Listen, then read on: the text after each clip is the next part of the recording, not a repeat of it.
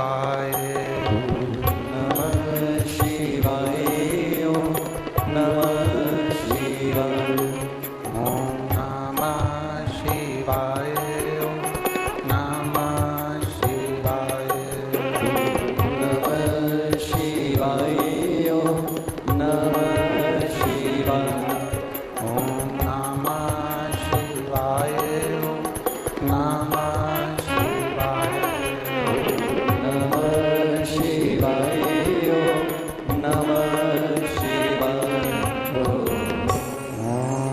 नमः शिवाय। ओम नमः शिवाय। ओम नमः शिवाय। ओम नमः शिवाय। ओम नमः शिवाय। नमः शिवाय। ओम नमः शिवाय। ओम नमः शिवाय। नमः शिवाय। नमः शिवाय। ओम नमः शिवाय। भोला नमः शिवाय।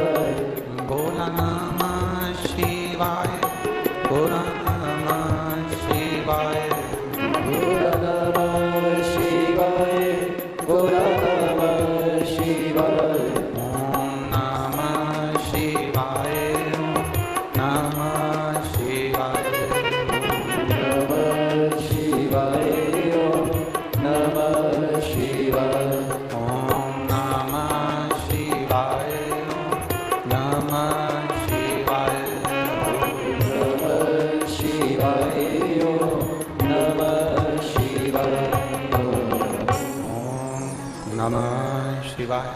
ओम नमः शिवाय। ओम नमः शिवाय। विश्वनाथ भगवान की, महाकालेश्वर भगवान की, ओमकारेश्वर भगवान की, तारकेश्वर महादेव की, तारा बाबा जी की, कुबेरेश्वर महादेव की। हर हर महादेव। हर हर महादेव। हर हर महादेव। भगवान देवादिदेव महादेव, भगवान शिव जिनकी पुनीत पावन शिव महापुराण की कथा संपूर्ण विश्व के कल्याण हेतु बाबा देवादिदेव महादेव की कृपा से तारा बाबा जी की ये पवित्र कुटिया, जहाँ आप और हम बैठकर भगवान शिव की पवित्र कथा का लाभ ले रहे हैं, बड़े भाग्यशाली हैं सिरसा नगर के सभी रहनिवासी, जिन्होंने इस पवित्र कथा को तारा बाबा जी की कुटिया में बैठकर श्रवण किया है। कथा करवाने वाले स्वयं तारा बाबा जी हैं, कथा सुनने वाले भी तारा बाबा जी ही हैं, और कथा को बाँचने वाले भी देवादिदेव महादेव स्वरूप तारा बाबा जी हैं। कथा के आयोजक के रूप में विराजमान श्री गोपाल कांडा जी, विधायक सिरसा, पूर्व गृह राज्य मंत्री हरियाणा सरकार श्री गोविंद कांडा जी, मुख्य सेवक श्री बाबा तारा जी की कुटिया, वरिष्ठ भाजपा नेता सिरसा हरियाणा। तारा बाबा जी की ये कुटिया, जहां आप और हम बैठकर भगवान शिव की अविरल भक्ति को प्राप्त कर रहे हैं, ये कोई साधारण सा स्थान नहीं है। पीछे की आवाज करो। ये कोई साधारण सा स्थान नहीं है जहां पर बैठकर आप और हम भगवान शंकर की अविरल कथा को श्रवण कर रहे हैं।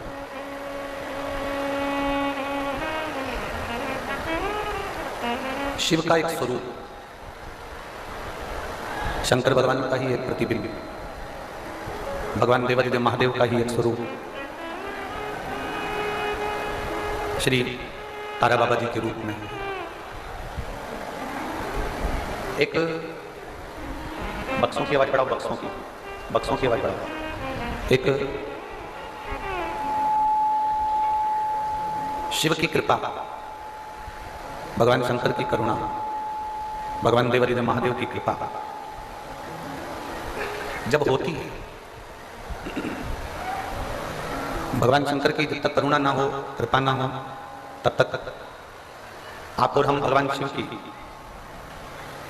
अविरल भक्ति को प्राप्त नहीं कर सकते। भगवान शंकर की अविरल भक्ति को यदि आप प्राप्त कर रहे हैं, भगवान शंकर की अविरल भक्ति में यदि आप डूबे हैं, भगवान शिव की भक्ति को आप धारण कर रहे हैं, तो ये अपने भीतर एक भाव प्रकट कर कर रखो कि ये भक्ति जब तक शिव नहीं दी है तब तक नहीं हो पाई। और भगवान ने जब भगवान शंकर ने आपको भक्ति दी, तब आप शिव महापुराण की कथा में पहुंचकर उस कथा का लाभ पाओगे।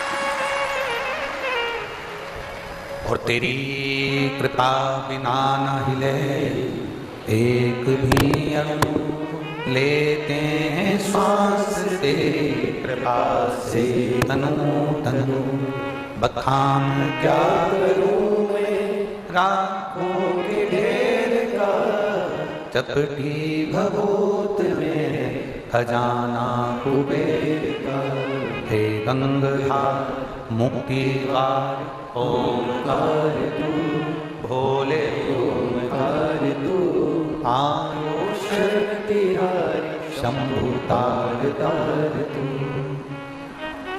शिव कोई पशु है, कोई पक्षी है, कोई जलचर है, कोई थलचर है, कोई मनुष्य है, कोई मानव है, जिसने भगवान शंकर की भक्ति को किया, जिसने भगवान शंकर की अविरल भक्ति को धारण किया। मेरे देवादिदेव महादेव ने, मेरे शंकर भगवान ने, मेरे ओघड़दानी ने, मेरे शंभू ने उसको देने में कमी नहीं की।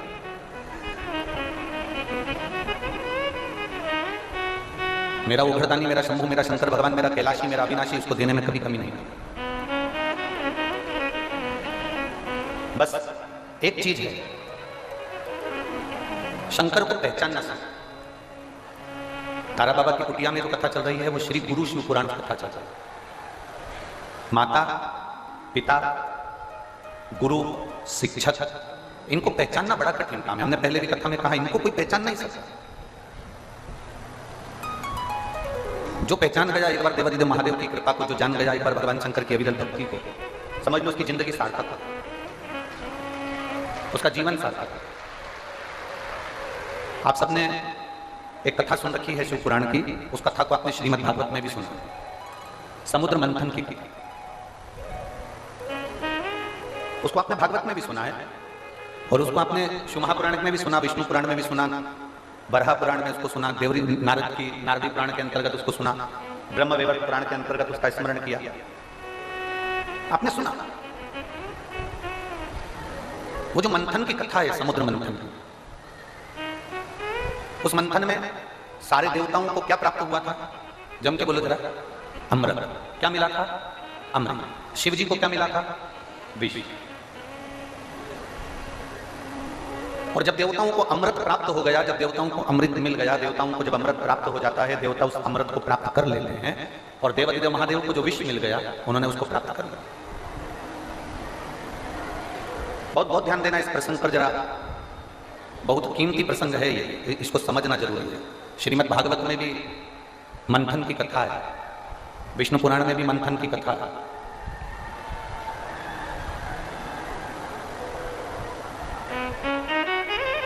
विष्णु पुराण में भी मंथन की कथा है और शिव महापुराण में भी मंथन की कथा है। थोड़ा सावधानी से सुनेंगे तो इस प्रसंग को आपको समझ में आएगा कि भगवान शंकर के हिस्से में विष और देवताओं के हिस्से में अमृत है। विष पीने वाले ने शोर नहीं मचाया। मान लो आपको प्रॉपर्टी का थोड़ा सा हिस्सा मिलता, आप जिस घर में रहते हो, सास ससुर के साथ रहते हो, अपने माता पिता के साथ में रहते हो, अपने परिवार के साथ में रहते हो, आपको अगर थोड़ा सा हिस्सा कम मिलता थोड़ा सा हिस्सा अगर किसी ने आपको कम दे दिया होता तो आप शोर नहीं मचाते क्या?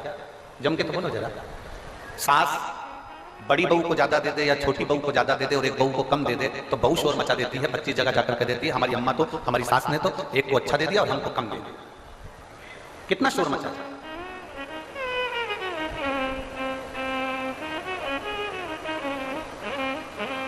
शिव जी की विष प्राप्त हुआ, भगवान शंकर को विष मिला, भगवान शंकर को विष प्राप्त हुआ, पर देवादिदेव महादेव ने शोर नहीं मचाया कि सबको अमृत मिल गया, मुझे विष क्यों मिला। और जब हम ये विचार कर कर बैठ जाते हैं कि अब हमारे भाग्य में जो होगा वो मिलेगा, मिलेगा, समय आएगा। अभी जैसे श्री गोपाल जी ने कहा, माननीय विधायक महोदय ने एक बात कही कि गुरुजी सारे पंडालों में लोग बैठकर कथा सुन रहे हैं, आप इस 1 नंबर 2 नंबर के पंडाल में कथा कह रहे हैं, तो एक प्रार्थना उन्होंने करी कि रात्रि के समय पर आप एक बार जितने पंडाल हैं सारे पंडालों में एक बार जरूर जाए। और हम आएंगे, ऐसा नहीं, आपने जो निवेदन किया है हम पहुंचेंगे, बिल्कुल ऐसा संकोच ना करें, सभी पंडालों में हम जरूर जाएंगे। अब तुमने इंतजार करा, 1 दिन 2 दिन गुरुजी मिलेंगे, दर्शन होगा, बातचीत होगी, मिलेंगे मिलेंगे, 1 दिन 2 दिन 3 दिन 4 दिन 5 दिन 6 दिन, अब तुम इंतजार करते रहे और तारा बाबा की कुटिया में बाबा से प्रार्थना करते रहे, तो बाबा ने तुम्हारी सुनी कि नहीं सुनी? सुनी ना। शिव बाबा सुनता है।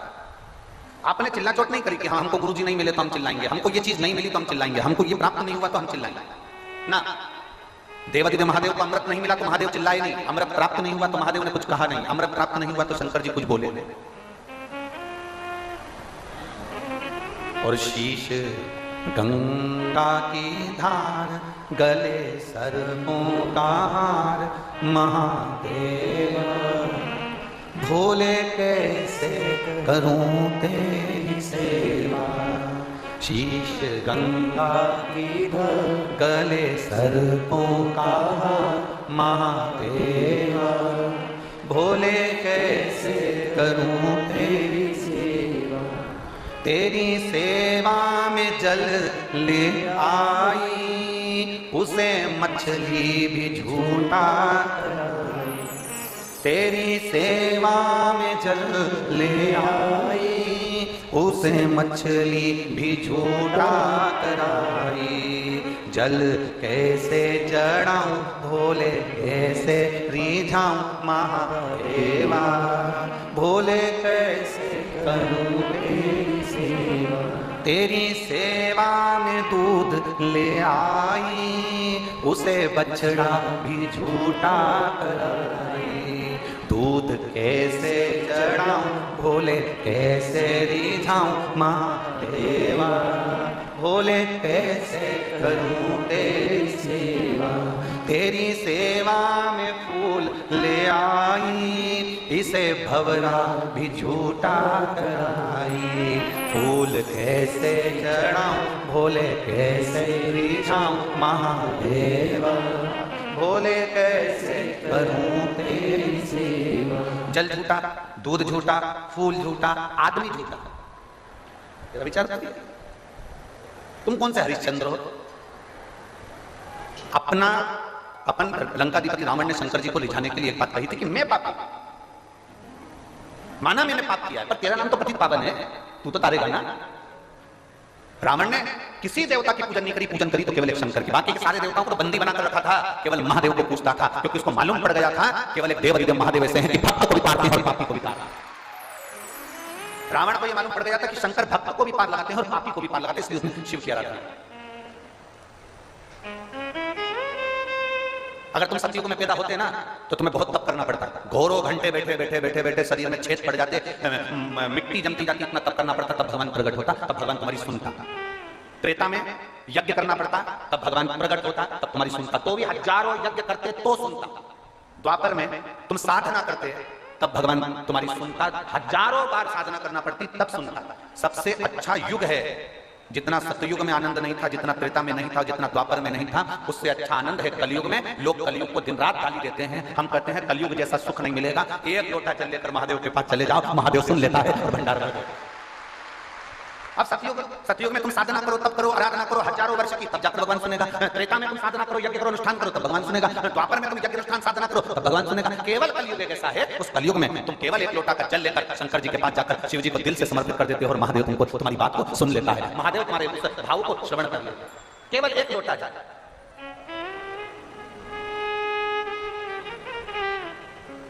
यहां पर एक बहन ने एक लोटा भेजा,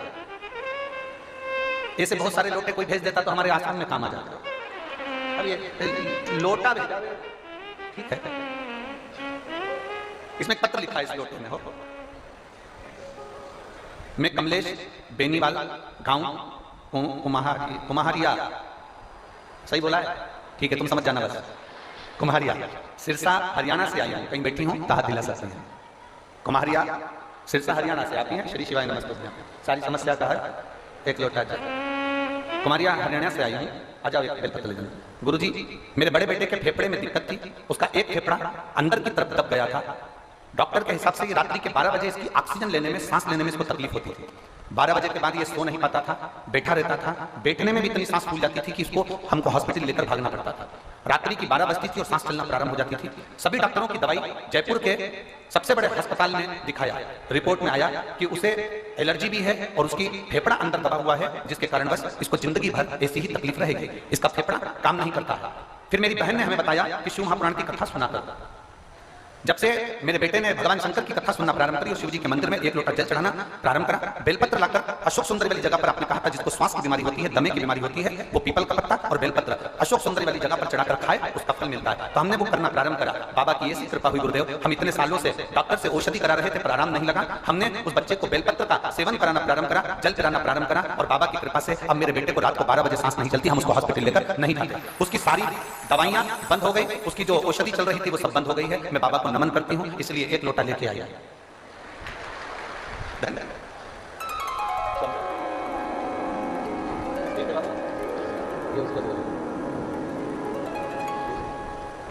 लोटा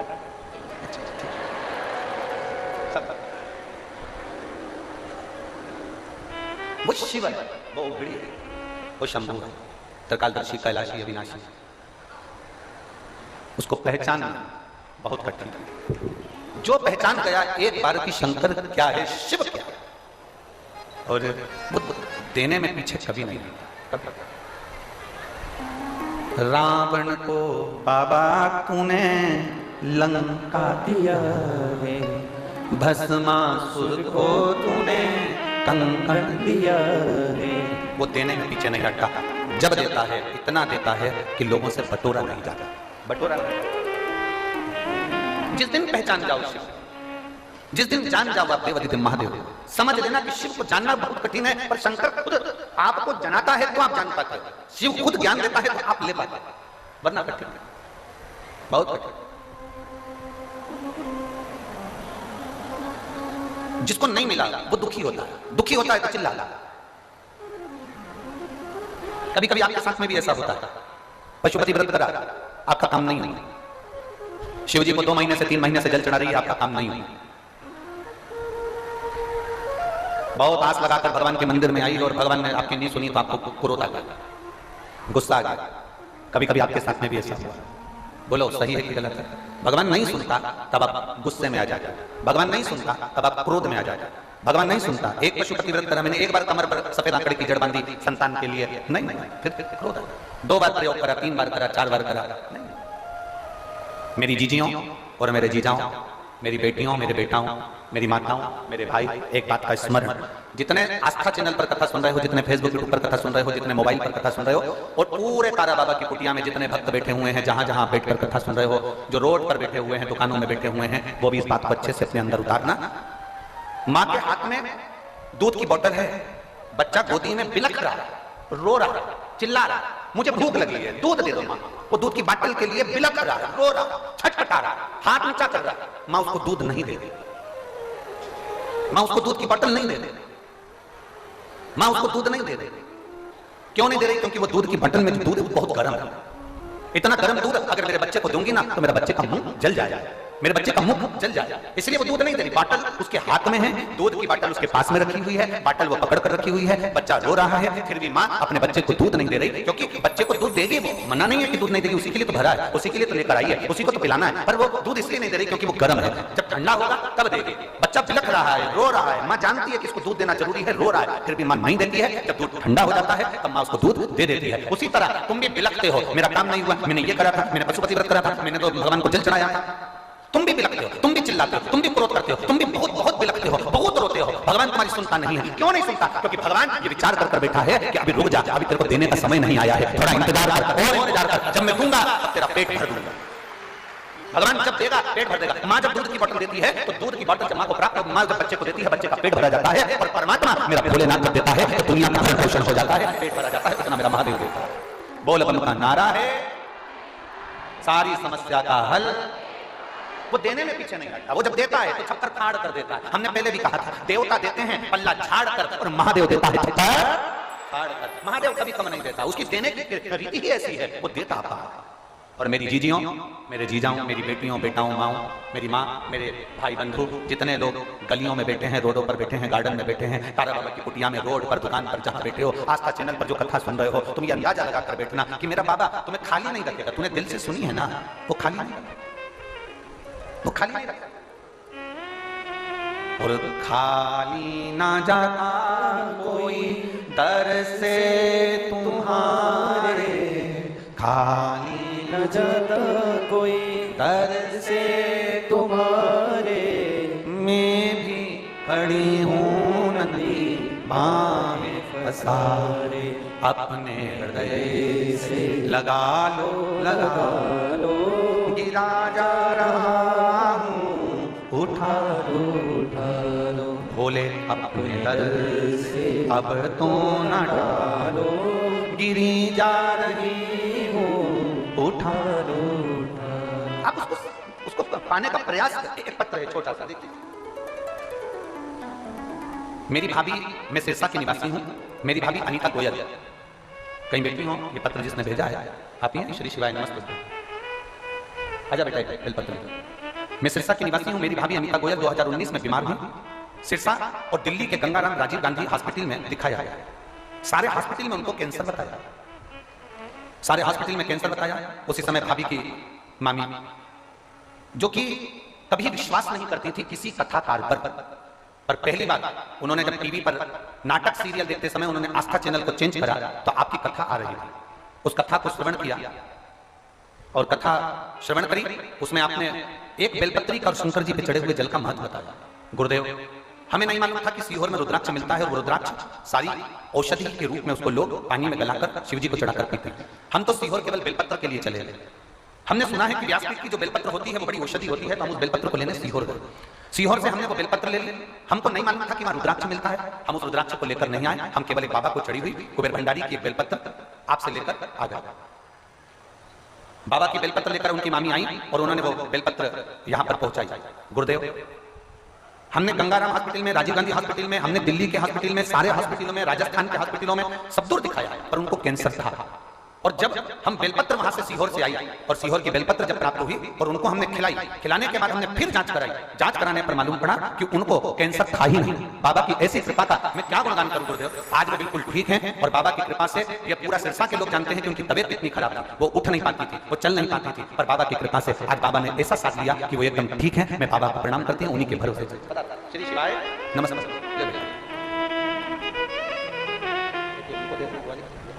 श्री शिवाय, ठीक है बाबा, शिव तत्व को प्राप्त करना। एलईडी वालों से निवेदन है, सारी एलईडियां चालू करिए। एलईडियां सब दूर की बंद है, कृपया निवेदन एलईडी वालों से, जहां जहां की एलईडियां बंद है वहां की एलईडियां चालू करिए। शिव तत्व को पहचाना। ये लेफ्ट की एलईडियां बंद पड़ी हुई हैं, उसको देख लीजिए। हो गई चालू? पीछे वाले पंडाल की चालू करवाए। शिव तत्व को पहचानना कठिन है, जो जान गया है। हम शंकर को क्या देंगे? हम देखो, आप अगर शिव जी को सोच रहे हो कि मैं जल से अभिषेक करता हूं तो जल भी झूठा है जिसको हमने शिव को दिया। हम दूध से अभिषेक कर रहे हैं तो बछड़े ने उसको झूठा कर दिया, हम जिसको शिव को दे रहे हैं। एक फूल भी हम भगवान को दे रहे हैं तो वो पुष्प भी झूठा है, भौरे ने झूठा कर दिया। मनुष्य, मानव, ये सच्चाई है। अरे बोलो तो जम के, ये भी झूठा है। इतना झूठा है मनुष्य, इतना झूठा है जिसका वर्णन नहीं। भगवान के सामने जाता है तो कह देता है प्रभु मात पिता तुम मेरे शरण गाँव में किसकी, तुम बिन और न दूजा, और न दूजा, आस करूं मैं किसकी। एक तरफ कह रहा है तुम बिन कोई नहीं दूजा, आस करूं मैं किसकी। और पत्नी से जब बात करता है तो एक ही चीज कहता है, अपने बच्चे बड़े हो जाएंगे, अपने को संभाल लेंगे, अपनी बेटी को ब्याह कर देंगे, दामाद आ जाएगा, ये हो जाएगा, वो हो जाएगा। आस लगाकर आस। और शिव पुराण का क्या किसी से लगाना ही नहीं। एलईडी चालू करें एलईडी वाले, आस तो किसी से लगाना ही नहीं। आप किससे आस लगाकर बेटे, आप किससे आस लगाओ, आप किससे कहोगे। फिर कहा उसने तन मन सब कुछ तेरा स्वामी, सब कुछ है तेरा।